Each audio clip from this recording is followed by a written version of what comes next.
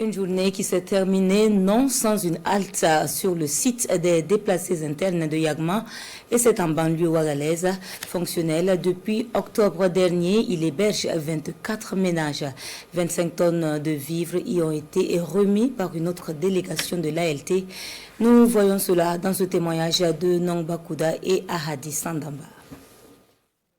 L'Assemblée législative de transition au chevet des personnes déplacées internes du site de Yagma. Après les échanges, la délégation fait un tour dans les tentes, question de constater de visu les réalités d'hébergement. C'est une visite de courtoisie pour s'imprégner des conditions de vie des pensionnaires et surtout pour témoigner de la solidarité ainsi que de la proximité de la représentation nationale aux couches les plus vulnérables. Nous leur avons apporté un message de soutien de la part des députés que nous sommes. Nous leur avons manifesté également notre proximité et surtout nous avons salué leur résilience face à la situation qu'ils traversent.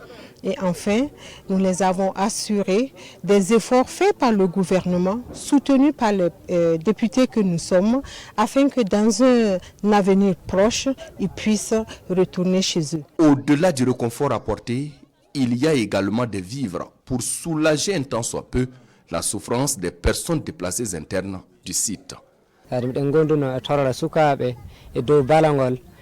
Avant ce site-là, nous tous, nous étions presque des mendiants. Mais avec ce site-là, on constate qu'il y a une amélioration. Quoi qu'on dise, il reste encore, parce que la nourriture jusqu'à présent, ça ne suffit pas. Nous remercions les députés qui sont manifestés ce matin pour nous soutenir. Effectivement, avec l'action sociale, nous constatons que nos doléances sont prises en compte. Le site des PDI de Yagma héberge 24 ménages, un total de 126 personnes déplacées internes qui y vivent depuis le 23 octobre dernier. Et cette remise est symbolique, car pour améliorer le menu des PDI de la ville de Ouagadougou et environnant, à l'occasion des fêtes de fin d'année, l'ALT a mis à la disposition de l'action sociale 25 tonnes de vivres et plus de 500 bidons d'huile de 5 litres chacun.